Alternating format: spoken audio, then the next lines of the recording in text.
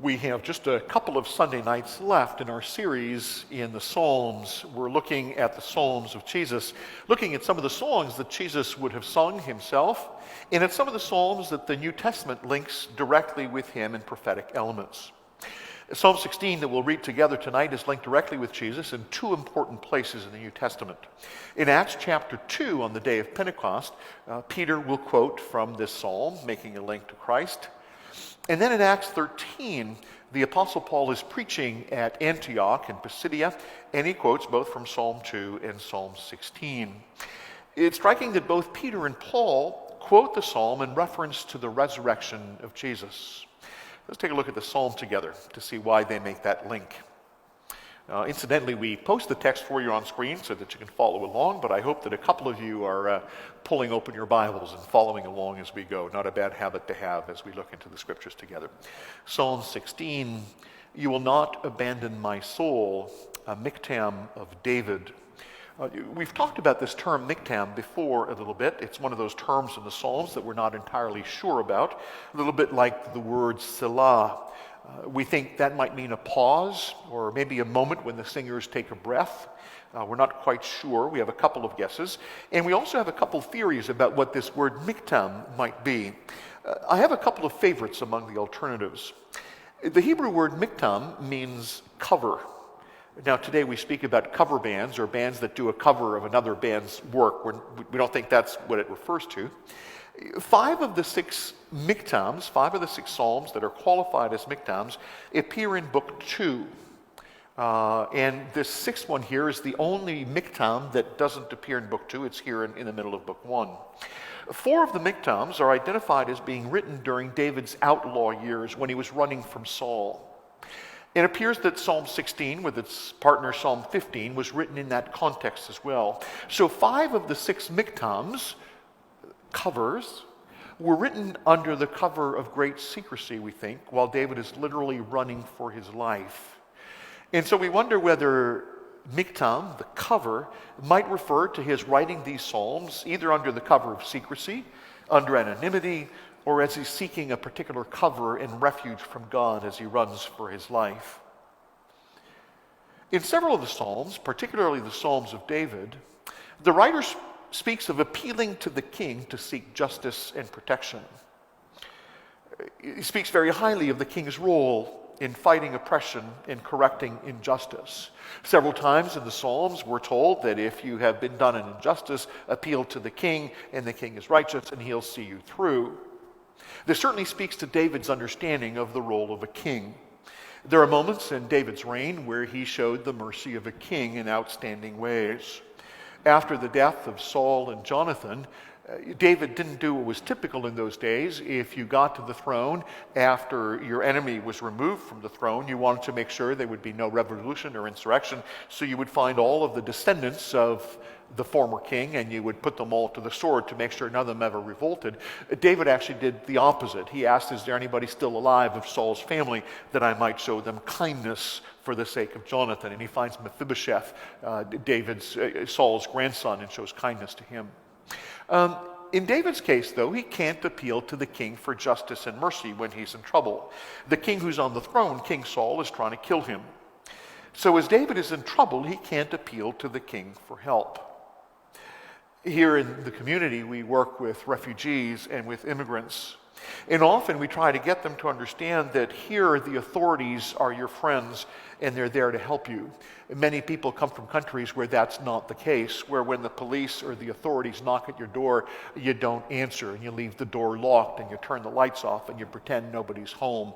And there have been times where we've worked with families where we've got them help from the CLSC, from the health authorities, from somebody who's going to help them with a troublesome landlord. And when the authorities showed up at the door, these refugees thought they were in trouble because back home the police and the authorities are not your friends. David is very much in that difficult situation. He's facing injustice. He's running for his life. He can't appeal to the authorities because the authorities are problematic. There are a number of moments in the history of Israel when somebody finds himself in trouble with the king where they go to the other alternative. You turn to the priest at the temple in Jerusalem. There are a couple of times where some of the prophets and some of the men of God who were being chased down by the king went to find a prophet or went to find priests or the Levites at the temple for safety. At one point in 1 Samuel 21 and 22, David does this. He's running from Saul. He doesn't have any weapons. And he goes to find Abimelech, who's the high priest, who's serving in a little town called Nob. Abimelech gives him help. There's some food that's there.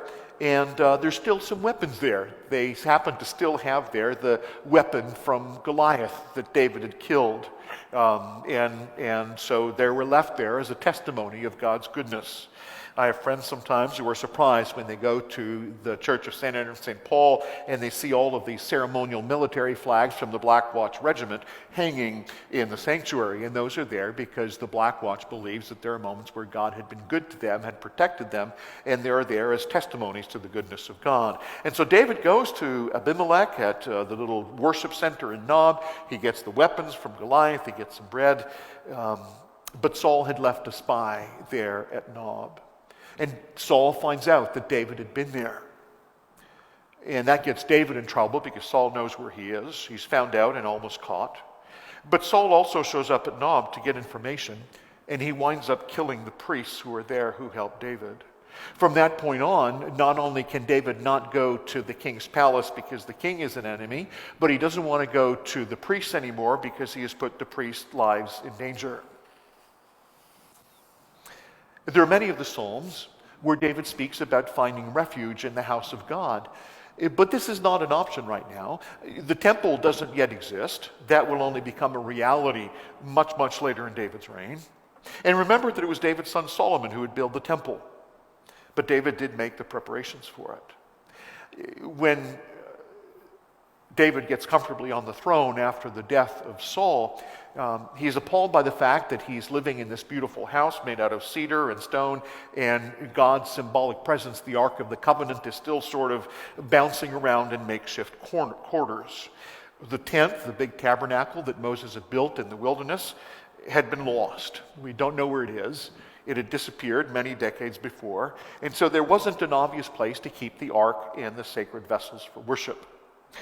Judging by the text, there are moments when the ark almost seems to be stored in somebody's garage or in a spare room somewhere in somebody's barn.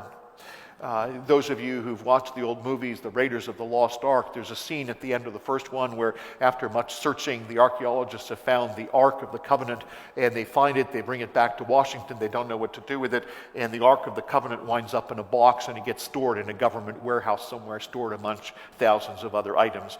And that's probably not a bad ending for it, considering what had happened to it in the book of Samuel. The Ark is lost somewhere. We're not sure where it is. It bounces around from place to place. It has no permanent home.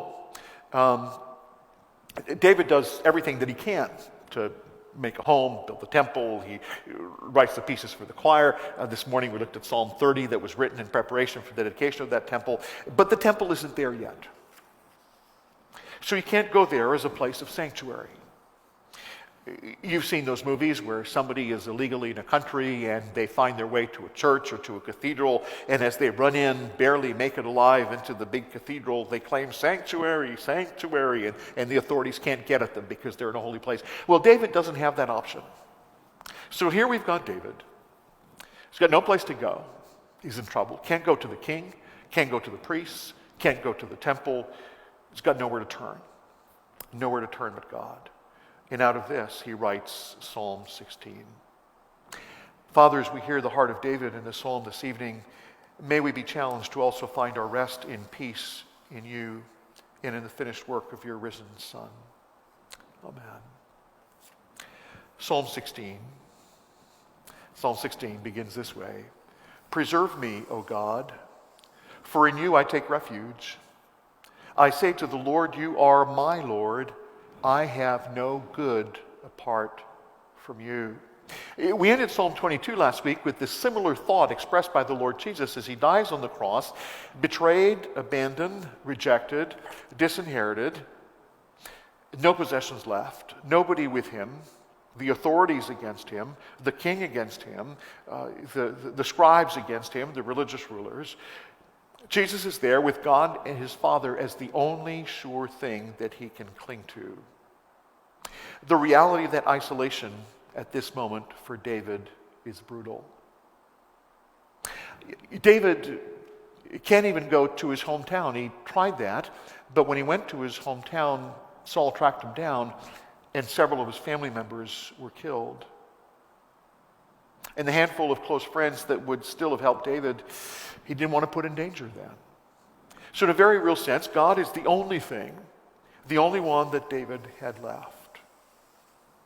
In this context where everyone is problematic, where everyone is either a threat or a menace waiting to happen, it would seem almost natural that you would get to the point where you would just avoid people, or at least avoid getting close to them. There's this quote that's sometimes attributed to Mark Twain. I'm not sure he said it because it's attributed to at least a dozen other people, but I like the thought of what it says. Mark Twain is supposed to have said, "The more I get to know people, the more I love my dog." We've all had those moments where people around us have become so problematic that we feel that way. Just never mind people. I'm just going to go back to my apartment with my computer and my dog and my budgie, and people are difficult and problematic. The surprising thing is that David hasn't gotten there yet. His friends have betrayed him. There's been problems with the priests at the temple. One of them was a spy. There's problems with King Saul, who's chasing him down. All of these people are problematic in his life, giving him trouble. This would be the proper time for David to become a hermit and say, never mind people, I've got God, that's all I need. I'm not going to church anymore, not going to the temple, that's it, I'm done. Now, this would have been a critical moment for David as well, because David has been appointed as the next king. Imagine if the king's heart is at that place where he says, forget people, they're a problem, they're a pain, David doesn't go there. Look at verse 3, look at where he goes. As for the saints in the land, they are the excellent ones in whom is all my delight. Several things are surprising here. In spite of the trouble David has had with people all around him, disappointing him, not defending him, not siding with him, betraying him, turning him in, even though he's the legitimate next heir to the throne, and in spite of his being anointed for the throne, the people are still betraying and not helping him out, he still believes that there is value in these people. He calls them the excellent ones. He still takes his delight in them, all his delight. And I think the reason is that there's something that David continues to understand. He continues to love and care the people of this land intensely. He says, as for the saints of the land. For God's people, there was a sense of sacredness and of calling to both the people in the land in which they live.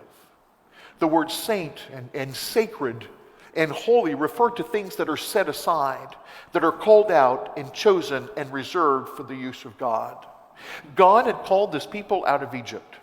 He had taken them when they were few in number, powerless and weak. He had redeemed them, rescued them from Egypt, brought them across the desert, and safely into a land that he had chosen for them and promised to them. I think David gets to a similar moment that Moses got to at some point along the way. As they're crossing through the desert and the people have complained again, God puts Moses to the test, and he says, Moses, he says, never mind these lousy, pig-headed, stubborn people. They'll never learn. Stand aside. I'm going to wipe them out and start from scratch, make a new country out of you.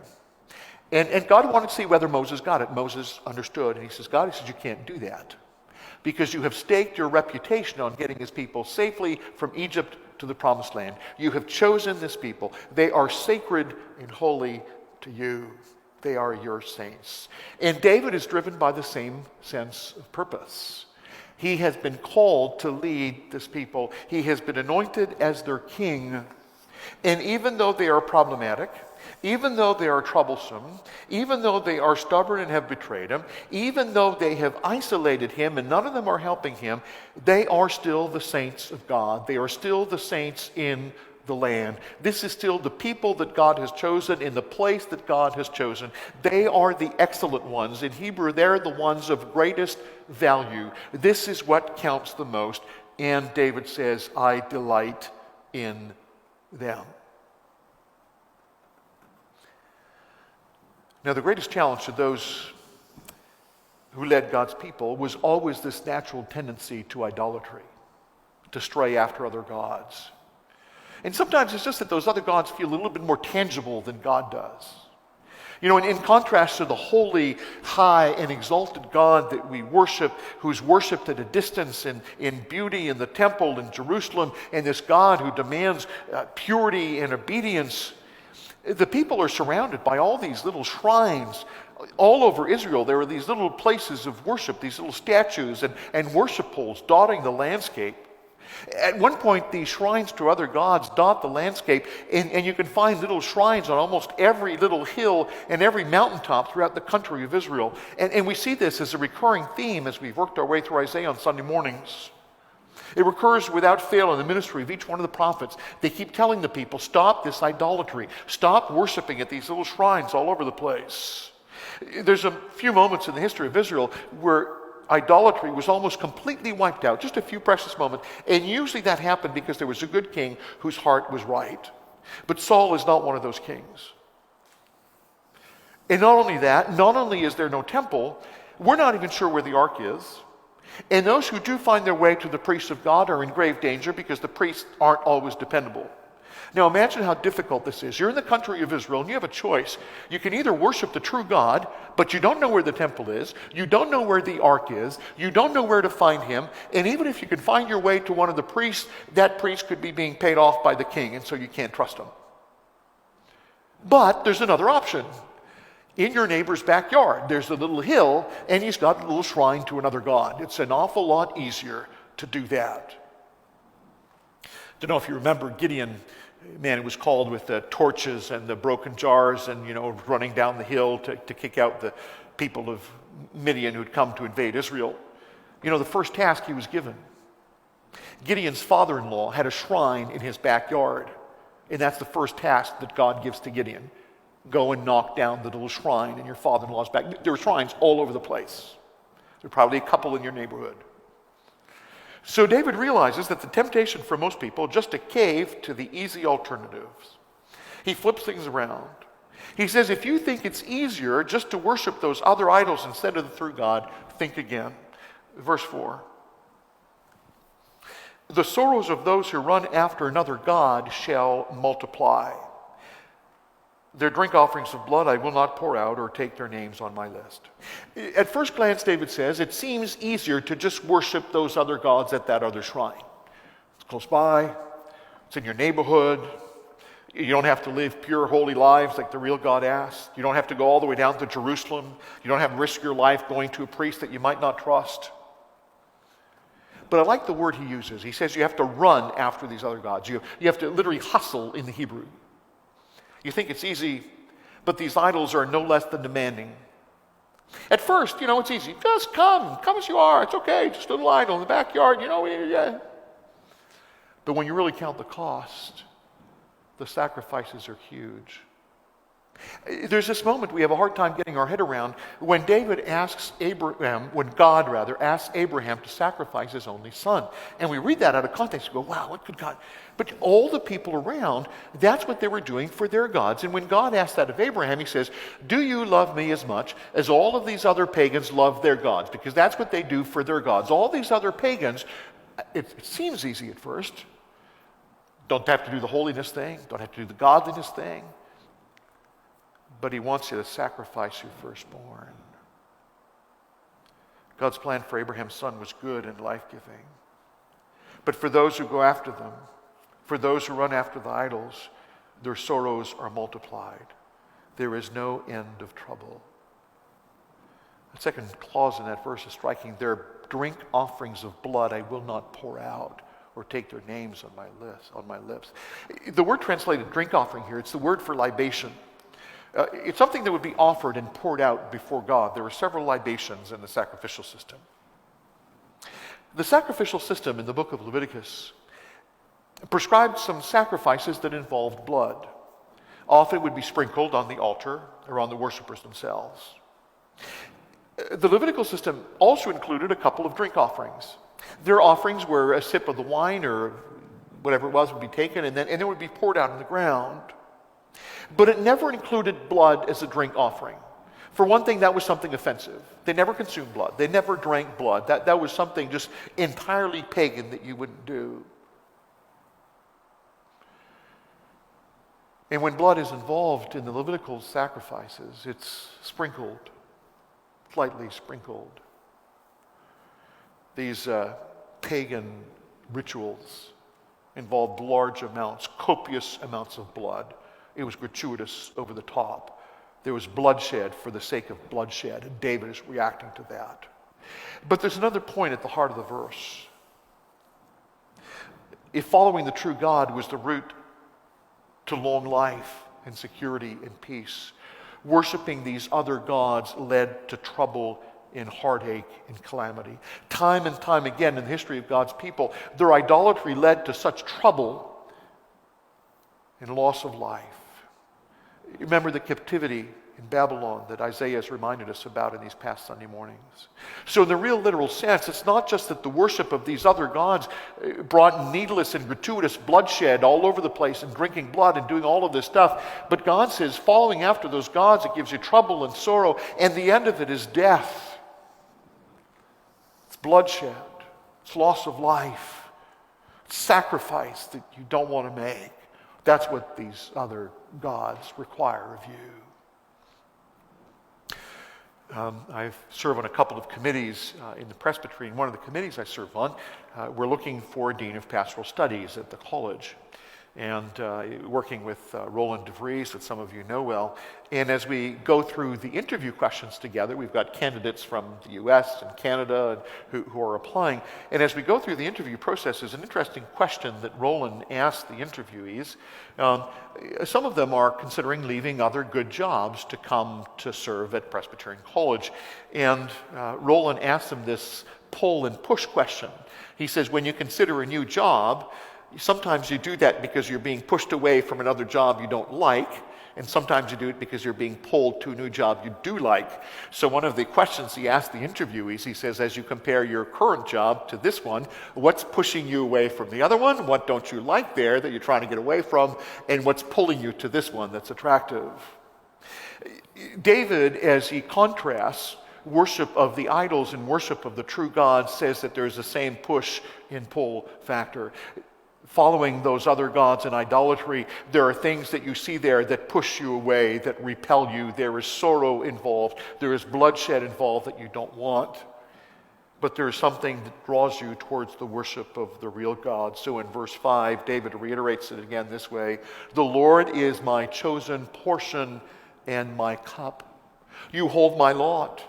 The lines have fallen for me in pleasant places. Indeed, I have a beautiful inheritance. The words David uses here speak of the way the promised land was divided when the children of Israel arrived. The land was partitioned so that each family and each head of household received a portion, a plot of land. And these would be marked out with surveying lines, so you knew exactly your portion of territory. It was marked out properly with little markers and little pickets and little lines.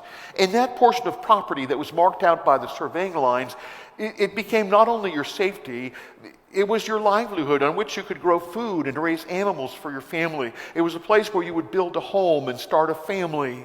It was a place that you would pass on to your children and to their children. This piece of land, this plot, was important because it represented security and health and wellness and prosperity. And you need to understand all that's involved and all that these parcels of land meant, particularly to the poor and to the widows, to understand why God was so upset when wealthy people in Israel started to cheat and they started to extort the poor so that they could steal their property. It wasn't just that they had forced the system to buy the widow's house at a better price. They were cheating that family and their descendants out of their future security. Once that widow or that orphan was cornered into having to sell the property for next to nothing, not only did they go hungry, but all of their descendants and their children had nothing to live on. And that's why God had created the idea of the year of Jubilee. All the property would resort back to their original owners, because that piece of land, that plot, that security, that inheritance, that was important to the family. Now, one of the challenges that David faces is that when Saul is chasing him down, in the last over 10 years, David is running and hiding for almost a decade. And during that time, Saul had stolen David's property. He had stolen David's family inheritance, and he'd given it away to other people. So David was disinherited, propertyless, homeless. All this had been stripped from him as if he was an orphan. And so David, interestingly, uses the expression that was used of the Levites. When they arrived in the promised land, 11 of the 12 tribes got pieces of land. They got territory. And the tribe of the Levites weren't given any property because they were busy at the temple. So they couldn't care for large pieces of property. They were allowed to own property or houses in the cities of refuge, but they didn't get these large tracts of farmland. They lived out of what was given at the temple and worship. That was their livelihood. And they were busy there. They didn't have time to care for a farm. And so they were told that God was their portion. God was their lot. Other people got a piece of land, but they got a share in serving God. And so interestingly, David, rather than complain and bemoan the fact that he has lost his property, that it's been stolen from him, he looks at the silver lining. He considers the upside and he says, well, the Lord himself is my portion and my lot. And he uses an expression that someone might use after they'd been assigned property by the casting of lots when the survey line were drawn, which is what they did. When your lot of territory was assigned to you, you would want your territory to have a beautiful, fertile area. Maybe with a stream to bring water and make irrigation possible. Maybe there would be a wooded area for all the resources that forest would bring. Maybe a hill or an outcropping where you could build a safe and secure home on the rock. Somebody might look at the great piece of property that they'd been assigned and say, wow, did I ever get lucky? The surveying lines have really fallen to me in pleasant places, and I have a beautiful inheritance. So as David runs for his life, he's chased by Saul. He's got nothing left, nobody left. He's been betrayed and disappointed by the friends. The authorities are of no help because the king, the government, is against him, trying to kill him. Going to the priest was dangerous for him and dangerous to the priest. It got the priest killed. He doesn't want to go to his family because his family is in danger if he shows up there. And all of his property and possession has been taken away. And yet, in spite of all of this, David still says, the lines have fallen to me in pleasant places. He wouldn't trade what he had for anything else in the world because the Lord was his lot and his chosen portion. And when you have that, nothing else can compare. Certainly not the bloodshed and the sorrow you get when you follow after other gods. For many of us who've been hit with the pandemic and its side effects, we feel the sense of isolation that David went through. Some of us even feel firsthand the economic impact of losing a job and the insecurity of, is it reopening, is it not? But something happens as we grasp firmly to the Lord as our lot and our chosen portion. Like David, we recognize that the lines have fallen to us in pleasant places. Because when everything else is stripped away, we don't have a choice but to hold firmly to the one thing that is of greatest value, that will never change, that will never be taken from us. At those moments, very powerfully, the Lord himself becomes our portion and our lot. But David, what about security? So you're hanging on to the Lord and you're praising the Lord and you're writing these psalms, but what if something goes wrong? You have nothing left to fall back on. And so in verse 7, I bless the Lord who gives me counsel. He gives me advice. In the night also my heart instructs me. Now this is one of these moments where the English is transliterated to make it easy for us to understand. David literally says that my kidneys instruct me. Today we think, with our heart, our emotions are there in our heart, and we think and we wrestle. It was their kidneys. So David actually says that God is speaking to his kidneys. Just different expression. I have set the Lord always before me because he is at my right hand. I shall not be shaken. So wait, there seems to be a contradiction here. The Lord is in front of David and he is on his right hand. It's not just because the Lord's omnipresent and he can be at both places at once. The Lord is in front of him because that's who David is focused on. But the person on your right hand becomes very important in two contexts. It certainly was in that Hebrew setting. When you were at war, and we see this several times in David and his mighty men, when you're at war, when you're going into physical altercation, when you're going to face the enemy, you want your best fighting men with you to defend you. And normally you put them on your right-hand side. That's where they go. And so when David went into battle, when he eventually becomes king and he goes into battle and he leads military campaigns against the enemies of God, his fighting men, his 300 heroes, there was usually a couple of them beside him on his right-hand side. And then if you went to court, if there was a legal proceeding and you had to defend yourself of some charge, and you would bring your lawyer with you, I don't know if we still do this in Canadian courts, but for many, many years, still in the British system, the tradition is that your lawyer, your defender who speaks for you, your attorney, always stands on your right-hand side in the court. Still in English today, we have this expression. When somebody is very helpful to you and does a lot of stuff for you and he's somebody you can count on, what do we say? We say, he's my right-hand man, right? So in spite of the fact that David had little else, that everything had been taken away from him, David doesn't fear because the Lord is his portion and his lot. In the middle of the night when he panics, he seeks the Lord's advice. And when he goes into battle, the Lord is his defender at his right side. And when he's in court, in a legal battle, and people are trying to strip more stuff away from him, and he's accused of all kinds of stuff that he hasn't done, the Lord is at his right hand as his attorney, as his defender. But how far does that security go? What if you're in deadly danger? What if your life is at risk, as David's surely was? Verse 9, therefore my heart is glad and my whole being rejoices. My flesh also dwells secure. For you will not abandon my soul to Sheol or let your Holy One see corruption. Now, two expressions there. My heart is glad, my whole being rejoices, and my flesh dwells secure. They understood that there were three pieces to you already. Today we talk about soul, spirit, and your body.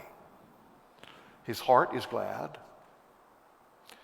His being rejoices, his soul. And my flesh dwells secure. The security he finds in God is not just a spiritual security. It's not just his emotions and his head that feels good. He feels physically safe. Now, it's striking that David should say this, because at this point, God's people really had just a very beginning of a sketchy understanding about what the afterlife involved. What happens when somebody righteous dies? They weren't quite sure. The idea is slowly taking shape, this idea of the afterlife, and the idea that somewhere in the afterlife God would still take care of us. One of the key challenges was that the whole system of thought and faith and practice was built around a very physical and tangible connection. When you behave well and you're devout to God, he rewards you with health and long life and prosperity. And when you misbehave, God takes all of that away and you die young and broke. Well, that kind of worked really well until there were exceptions. You know, either you've got the case like Amos talks about the fat cows of Bashan, those immoral women who weren't devout at all, who didn't worship at the temple, who took advantage of the poor, who lived healthy, luxurious lives in the lap of luxury, taking advantage of the poor, and the poor were dying young and they lived long, healthy lives. So what do you do with that? And what do you do with the reverse case? Somebody like Job, who apparently does everything right, but still loses everything, and on top of that is stuck with this cantankerous wife who tells him, curse God and die.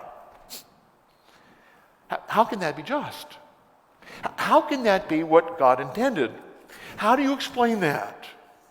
In a nutshell, there were two responses to that.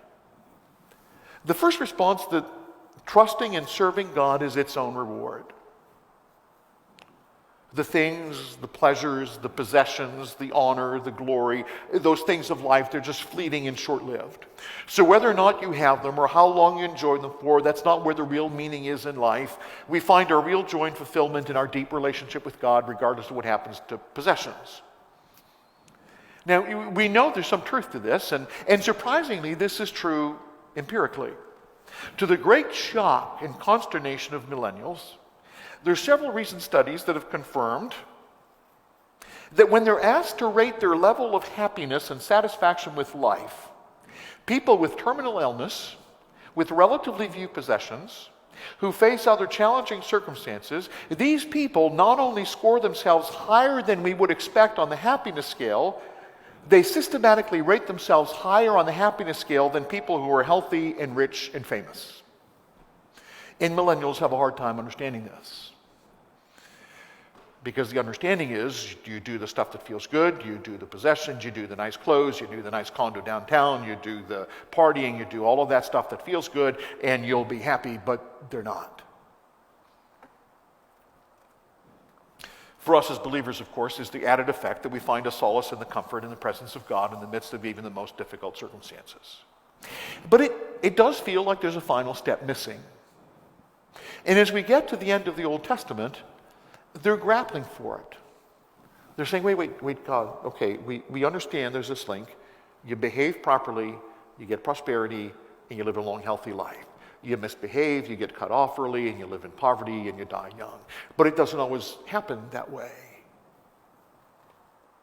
And what do we do with the people who misbehave, with the tyrants and the oppressors, but who end up living in wealth and luxury, long, healthy lives? Where is judgment? Where is justice? And so gradually, slowly, the writers and thinkers of the Old Testament had come to the conclusion that there's got to be something more. We can't just die like dogs and it's over, because if that's the case, then God would be patently unjust. And so David extrapolated. When we read the places in the New Testament that refer back to the way David thought, it tells us that David was thinking that there has to be an afterlife. There had to be an afterlife in which God dealt with the things that don't get dealt with in this life. There had to be. And so as David looks ahead and he says that he's trusting God, he's serving God with all his heart, he's doing all that he can, and yet he's in deathly danger. But still, my heart is glad, my whole being rejoices, my flesh dwells secure, because you will not abandon me to Sheol, or let your Holy One see corruption. They had this word for it, Sheol. They weren't quite sure what to call it. It wasn't hell. It wasn't quite heaven. It wasn't purgatory. They felt that there was a place where dead people go to await judgment. They weren't quite sure what comes next. But David felt that God, being the good God that he is, would not abandon him there. It would not let his body go into corruption. You'll make known to me the paths of life and the fullness of joy. When Peter and Paul refer back to this text, they both make the same 2 points. They both say that David wrote these words of aspiration and eternal hope, looking ahead. But David died, and his grave is still here. And David has died, his grave is still here, and he's been in that grave for a long time. He's decayed, the body's gone, and after many centuries, there's not much left. So they conclude David must have been talking about somebody else. God responds to our devotion and our service to him. And as well as we might do, as deserving as we might be compared to some others, none of us scores perfectly. I have a friend who has a great, brutal response to that question people often ask. When he does apologetics, sometimes he gets asked, and I'm sure you've been asked before, why do bad things happen to good people? I get that one a lot. And my friend goes to the book of Romans and says, wait, something you need to understand first. There are no good people. Understand that first as a starting point. So the real question is not why do bad things happen to good people. The real question is the reverse. Why so often does such good stuff happen to people who are so bad? Because that is what we are. None of us measures up. None of us even comes close. All have sinned and fallen short of the glory of God. We fall short of the privilege of being one day in the presence of the glory of God. And what is the penalty for that? The penalty for our sin is our death. So David trusted God. He served God. He was a good man. He's called a man after God's own heart. Of many of the men who lived, he did really well. But you know about David's life. You know about Bathsheba and having the husband killed. And that's just the tip of the iceberg. You should hear some of the other stuff David did. And so as good as David was, He didn't have within himself the innate, perfect righteousness. To put it bluntly, David deserved to die. If only for the murder of Uriah that he had committed, David deserved to die. It was only of the grace of God that David was spared after the Bathsheba affair, and that he got to live for as many more years as he did, entirely of God's grace. Now, what would happen if somebody came along who lived so perfectly, who had never sinned, who had never committed an offense, who had never broken God's law, who had always lived pure and holy, devoted to God, without a sin, without a mistake, without a transgression, without an iniquity, but somehow this perfect person, for some reason, wound up dead, being killed? What would God do in response to that person's pure and holy life? Now listen to the way Peter describes it on the day of Pentecost from Acts chapter 2. Men of Israel, hear these words. Jesus of Nazareth, a man attested to you by God with mighty works and wonders and signs that God did through him in your midst, as you yourself know. This Jesus, delivered up according to the definite plan and foreknowledge of God, you crucified and killed by the hands of lawless men. He insists. Jesus came, lived a great life full of works and wonders and the signs of God. He did them in your midst. You were the witness of that. And he was killed, not legally. He was crucified and killed by the hands of lawless men. This was a lawless act. This was not a lawful execution. This was a murder. You killed him by the hands of lawless men. God raised him up, loosing the pangs of death, because it was not possible for him to be held by it. Because Jesus Christ lived perfectly, signs and wonders testified of the presence of God in his life, and he was killed in a travesty of justice. He didn't deserve to die. Because he died and didn't deserve to die, death could not keep him, and so God raised him up. And now he quotes Psalm 16.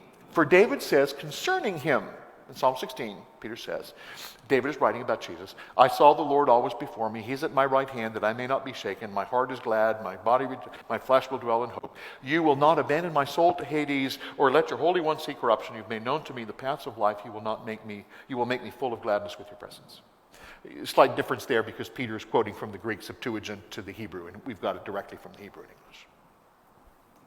And then Peter says, brothers, I may say to you with confidence about the patriarch David, that he died and he was buried, and his tomb is with us to this day. David was not writing about himself. He's writing about Jesus. Being therefore a prophet, in knowing that God had sworn with an oath to him that he would set one of his descendants on the throne, David foresaw and spoke about the resurrection of the Christ, that he was not abandoned to Hades, nor did his flesh see corruption. This Jesus, God raised him up, and of that we are all witnesses. God raised him up, loosing the pangs of death, because it was not possible for him to be held by it. Death couldn't hold Jesus, because Jesus was the creator of life, and he had life in him. You couldn't hold him by death. He was the creator of life. Death couldn't hold him because he had done nothing wrong. He had led a pure and a spotless life, and he was not deserving of death. There was an imbalance to the universe that just wouldn't allow that a spotless, sinless, pure life should end in death. It couldn't be. It couldn't sit that way. It couldn't be left that way. And finally, death couldn't hold him because by his death, Christ had conquered the devil who had the power of death. We read this text this morning in our Easter celebration, Hebrews 2, verses 14 and 15. Since therefore the children share in flesh and blood, he himself likewise partook of the same things, that through death he might destroy the one who has the power of death, that is, the devil, and deliver all those who through fear of death were subject to lifelong slavery. As Christ goes to the cross, he crushes the serpent's head. He deals a death blow to the one who has power of death. The gates are open. The way is free. It leads us to life. So the concluding verses of our psalm are true of David but not because of anything that David has done. The concluding verses of our psalm are true of us, but not because of anything we have done, but because of the work of Christ, who didn't deserve to die, who through his death destroyed the one who had the power of death and delivers us from lifelong slavery in fear. Because of him, we can join David in saying these words on this Resurrection Sunday. My heart is glad, and my whole being rejoices. My flesh also dwells secure, for you will not abandon my soul to Sheol, or let your Holy One see corruption. You make known to me the path of life. In your presence there is fullness of joy. At your right hand are pleasures forevermore. Thank God.